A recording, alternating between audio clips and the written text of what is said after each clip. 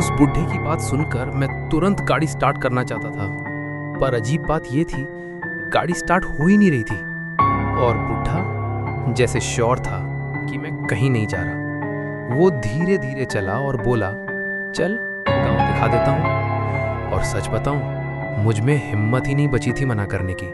गांव जहां लोग धीरे धीरे गायब होते हैं। मंदिर की घंटी बजने के बाद 1 सेकंड के लिए सब कुछ बिल्कुल शांत हो गया। ना हवा, ना इंजन की आवाज, ना कोई जानवर, सिर्फ मेरी सांस।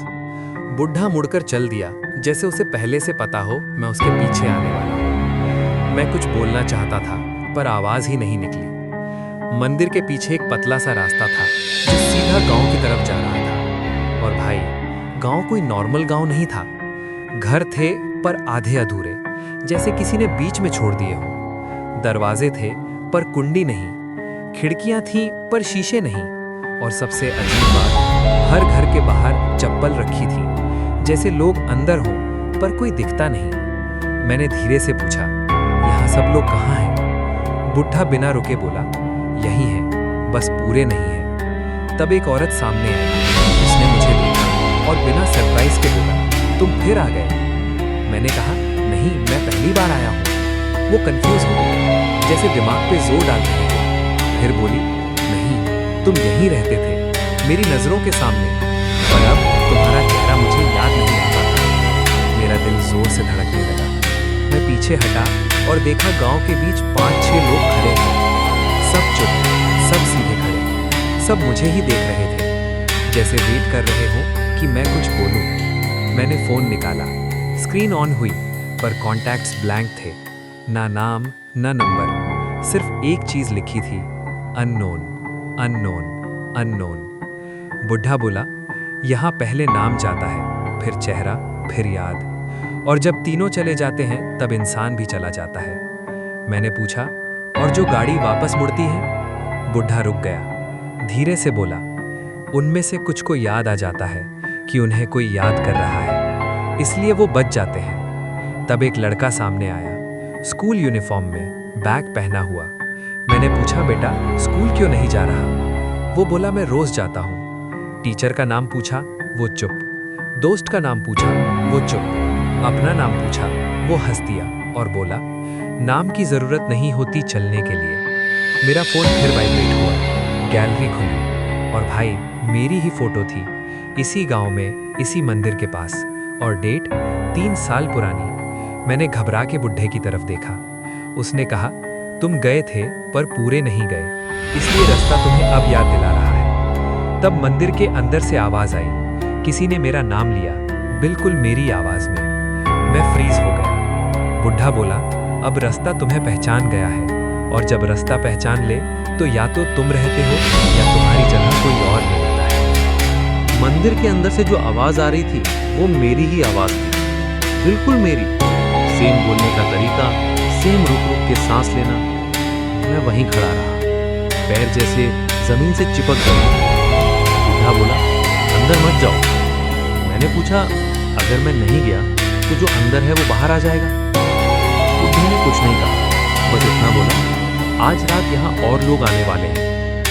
थोड़ी ही देर में गांव के उस कोने से कुछ लोग दिखने लगे, गाड़ी से नहीं, पैदल, जैसे उन्हें पता हो रास्ता कहाँ से शुरू होता है। 3 लोग थे, और भाई उनके चेहरे पे डर नहीं था, उनके चेहरे पे थकान थी। पहली एक लड़की थी, उसने धीरे से बोला, मुझे बस थोड़ा भूलना है, रोज सुबह उठती हूँ और सब याद आ जाता है जो नहीं आना चाहिए। उसकी आंखों के नीचे गहरे काले दाग थे। दूसरा एक आदमी था, उसने सीधा कहा, मुझसे गलती हो गई और अब मैं उस गलती के साथ जिंदा नहीं रह सकता। मैं पूछना चाहता था क्या गलती, पर बुढ़े ने आंखों से मना कर दिया। तीसरा आदमी कुछ भी नहीं बोला, ना दर्द, ना आंसू, ना शब्द, बस खड़ा रहा। बुढ़ा उसे देख के बोला, ये सबसे ज्यादा खतरनाक है। मैंने पूछा, क्यों? बुढ़ा बोला, इसके पास भूलने को कुछ नहीं, इसलिए ये पूरा खुद को छोड़ देगा। वो तीनों मंदिर के अंदर गए। मैं दूर से देख रहा था। जैसे ही उन्होंने पहला कदम रखा, मेरी आवाज बंद हो गई, हवा और भारी हो गई, और पीछे से कोई धीरे से बोला, बस छोड़ दो, सब आसान हो जाएगा। लड़की चलती रही, पर उसके आंसू रुक गए, जैसे उसे याद ही नहीं रहा वो रो क्यों रही थी। आदमी चल रहा था, पर उसके चेहरे से बोझ उतर गया। और तीसरा आदमी अचानक रुक गया।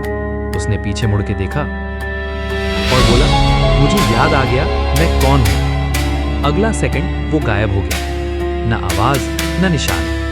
बुढ़े ने धीरे से कहा, रास्ता उन्हें नहीं लेता जो खुद को याद कर लेते हैं। तब मेरा फोन वाइब्रेट हुआ। एक मैसेज आया, सेंडर का नाम मैं। मैसेज, तुम अभी भी वहां हो? मैंने फोन गिरा दिया। मेरा दिल जोर जोर से धड़क रहा था। बुढ़ा बोला, तुम्हारा दूसरा हिस्सा अब जाग चुका है। मंदिर के अंदर से कदमों की आवाज आई। कोई बाहर आ रहा था, और जब वो बाहर निकला मेरी सांस रुक गई।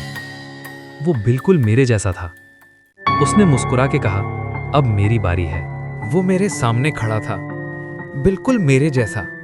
सेम कपड़े, सेम चेहरा, सेम थकान। बस एक फर्क था, उसकी आंखों में डर नहीं था। उसने कैजुअली कहा, रिलैक्स, मैं तुम ही हूं। मैंने गुस्से में बोला, बकवास बंद कर, ये सब क्या है? वो हल्का सा हंसा और बोला, तुमने मुझे यहीं छोड़ दिया था। मेरे दिमाग में एक झटका सा लगा। उसने मंदिर की तरफ इशारा किया और बोला, 3 साल पहले तुम यहीं रुक गए थे। तुम वापस जाना चाहते थे, पर पूरे दिल से नहीं। इसलिए रास्ता ने तुम्हें 2 हिस्सों में बांट दिया। मैंने पूछा, तू कौन सा हिस्सा है? उसने कहा, जो यहीं रह गया, और तुम जो भाग के चले गए। बुढ़ा हम दोनों के बीच आ गया। उसने कहा, रास्ता किसी को नहीं मारता, ये सिर्फ डिसीजन को तोड़ता है। जो पूरी तरह जाता है वो कभी याद नहीं आता। जो पूरी तरह वापस आता है वो हमेशा हल्का महसूस करता है। पर जो बीच में अटक जाता है उसके 2 वर्जन बन जाते हैं। मेरा दूसरा वर्जन बोला, देख लो, रास्ता डिसाइड कर चुका है। बुद्धि ने धीरे से कहा, अब चॉइस तुम्हारी है। या तो तुम यहीं रहो और दुनिया में तुम्हारा दूसरा वर्जन चले, या फिर तुम वापस जाओ और इसे यहीं रहने दो। पर याद रखना, जो यहाँ रहता है वो पूरी तरह भूल जाता है। तब फोन पे एक कॉल आई। स्क्रीन पे लिखा था, माँ कॉलिंग। दूसरा वर्जन उठा के देख लो, शायद तुम्हारी आवाज भी कंफ्यूज हो जाए। मैंने हाथ कांपते हुए फोन उठाया। हेलो बोला। दूसरी तरफ आवाज आई, कौन बोल रहा है? मेरी सांस अटक गई। मेरी माँ मुझे पहचान नहीं पा रही थी। दूसरा वर्जन धीरे से बोला, टाइम कम है, रास्ता ज्यादा इंतजार नहीं करता।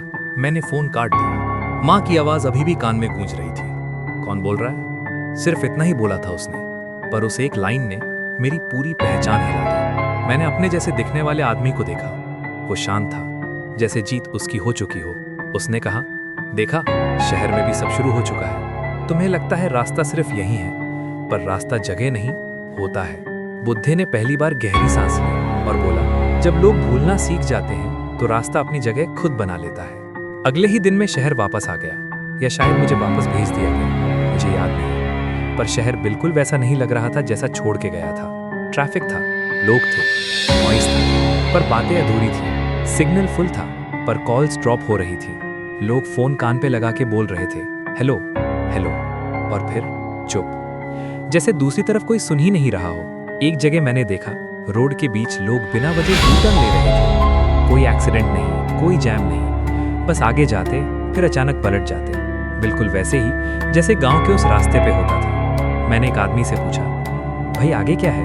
उसने कहा, पता नहीं, बस दिल बोलता है आगे मत जाओ। मेरा फोन वाइब्रेट हुआ। मैसेज आया, सेंडर मैं। मैसेज, तुम सेफ नहीं हो। मैंने पीछे मुड़ के देखा। शीशे के रिफ्लेक्शन में एक सेकंड के लिए 2 चेहरे दिखे, एक मैं, एक वो। ऑफिस में लोग मुझे देख के हेजिटेट कर रहे थे। कोई पूछता, तुम नए हो? कोई पूछता, तुम पहले भी यहाँ थे ना? मेरा नाम लेने से पहले सब रुक जाते, जैसे नाम याद ही ना आ रहा हो। शाम को न्यूज़ चली, सिटी हाईवे पे मल्टीपल मिसिंग केसेस। नाम नहीं, फोटो नहीं, सिर्फ एक कॉमन चीज, सब लास्ट बार एक नया यू टर्न पॉइंट के पास देखे गए थे। रात को मैं अकेला बैठा था, लाइट्स ऑन थी, टीवी चल रहा था, पर रूम खाली लग रहा था। अचानक टीवी बंद हो गया और स्क्रीन पे सिर्फ एक लाइन लिखी आई, रास्ता एक्टिव है। पीछे से आवाज आई, बिल्कुल मेरे पास। अब सिर्फ एक जगह बची है। मैं घूमा, वो खड़ा था, मेरा दूसरा वर्जन। उसने कहा, शहर रेडी है, अब गांव की जरूरत नहीं। मैंने पूछा, और मैं? वो बोला, तुम सिर्फ एक याद हो जो धीरे धीरे मिट रही है। उसने दरवाजे की तरफ इशारा किया। बाहर रोड दिख रहा था, बिल्कुल सीधा, बिल्कुल खाली, और उस रोड के एंड पे मंदिर की घंटी बज रही थी। वो रास्ता शहर के बिल्कुल बीच था, देखने में बिल्कुल नॉर्मल, न जंगल, न गांव, न कोई वार्निंग, बस एक सीधी सड़क। सबसे अजीब बात यह थी कि लोग उसे नोटिस ही नहीं कर रहे थे, जैसे वो हमेशा से वहां हो और जैसे सब उसके आदत में हो। मेरा दूसरा वर्जन मेरे पास खड़ा था। उसने धीरे से कहा, तुम्हें पता है लोग भूलना क्यों चाहते हैं? मैं चुप रहा। उसने खुद ही बोलना शुरू किया, क्योंकि याद रखना थका देता है। रोज का दर्द, रोज की हार, रोज का बोझ, और जब इंसान बहुत थक जाता है तो वो सिर्फ एक चीज चाहता है, खाली हो जाना। उसने सड़क की तरफ हाथ से इशारा किया। लोग चल रहे थे, अकेले, बिना बात किए। कोई फोन कान पे लगाए था, पर सामने कोई नहीं था। कोई हंस रहा था, पर उसे भी नहीं पता क्यों। लग रहा था जैसे सब धीरे धीरे खुद से दूर जा रहे हैं। मैंने पूछा, वो रास्ता शहर के बिल्कुल बीच था, देखने में बिल्कुल नॉर्मल, न जंगल, न गांव, न कोई वार्निंग, बस एक सीधी सड़क। सबसे अजीब बात ये थी कि लोग उसे नोटिस ही नहीं कर रहे थे, जैसे वो हमेशा से वहां हो और जैसे सब उसके आदत में हो। मेरा दूसरा वर्जन मेरे पास खड़ा था। उसने धीरे से कहा, तुम्हें पता है लोग भूलना क्यों चाहते हैं? मैं चुप रहा। उसने खुद ही बोलना शुरू किया, क्योंकि याद रखना थका देता है। रोज का दर्द, रोज की हार, रोज का बोझ, और जब इंसान बहुत थक जाता है तो वो सिर्फ एक चीज चाहता है, खाली हो जाना। उसने सड़क की तरफ हाथ से इशारा किया। लोग चल रहे थे, अकेले, बिना बात किए। कोई फोन कान पे लगाए था, पर सामने कोई नहीं था। कोई हंस रहा था, पर उसे भी नहीं पता क्यों। लग रहा था जैसे सब धीरे धीरे खुद से दूर जा रहे हैं। मैंने पूछा, ये रास्ता क्या है? उसने सीधा जवाब दिया, ये शॉर्टकट है, लाइफ से बाहर निकलने का शॉर्टकट। न मरना पड़ता है, न खून होता है, न चीखना पड़ता है, बस भूल जाओ और सब खत्म। तब मुझे अचानक बुढ़े का ख्याल आया। मैं घूमा, वो वहीं खड़ा था। इस बार वो और ज्यादा बुढ़ा लग रहा था, जैसे हर याद उसकी उम्र बढ़ा रही हो। उसने कहा, रास्ता तब तक जिंदा रहता है जब तक कोई उस पर चलने को तैयार हो। तुम्हारा दूसरा हिस्सा अब लोगों को रास्ता दिखा रहा है। मेरा दूसरा वर्जन हल्का सा मुस्कुराया। उसने कहा, मैं किसी को मजबूर नहीं करता, मैं सिर्फ ऑप्शन देता हूँ। चलना उनका खुद का फैसला होता है। तब मुझे समझ आया, वो विलन नहीं था, वो सिर्फ वो बन गया था जो लोग बनना चाहते थे। मैंने उससे पूछा, और मैं? उसने कहा, तुम अभी भी याद रखना चाहते हो, इसलिए तुम अभी जिंदा हो, पर जिंदा रहना धीरे धीरे महंगा हो रहा है। मेरा फोन एक लास्ट बार ऑन हुआ। स्क्रीन पर मेरी माँ की फोटो थी, बिल्कुल साफ, बिल्कुल क्लियर। नीचे लिखा था, 1 मेमोरी रिमेनिंग। मैंने रोड की तरफ देखा। अगर मैं चला गया तो कोई मुझे याद नहीं रखेगा, कोई रोएगा नहीं, कोई ढूंढेगा नहीं, सब कुछ हल्का हो जाएगा। तब पीछे से मेरी माँ की आवाज आई, सिर्फ एक शब्द, मेरा नाम। मैं वहीं रुक गया, और पहली बार मेरा दूसरा वर्जन घबरा गया। उसने कहा, मत रुकना, याद रखना दर्द देता है। मैंने उसकी तरफ देखा और कहा, दर्द ही सबूत है कि मैं अभी जिंदा हूं। मैं पीछे मुड़ गया।